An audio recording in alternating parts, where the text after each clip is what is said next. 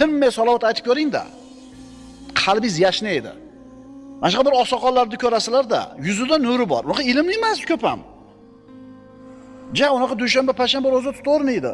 Hamma qatori, lekin qarasang doim zikrda yuradi tili. Ana shu zikr nur beradi insonning yuziga. Hayotiga osudalik beradi, sakinat beradi. Zikr.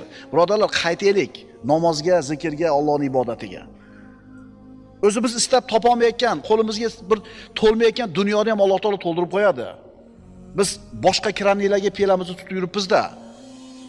Boshqa hovuzlarda suv olamida paqirimizni ko'tarib yuribmiz. Tahajjud namozi. Tunni bir qismini uyg'oq o'tkazishing, birodar, yuragingni xotirjam qiladi, qalbingga sakinat olib keladi.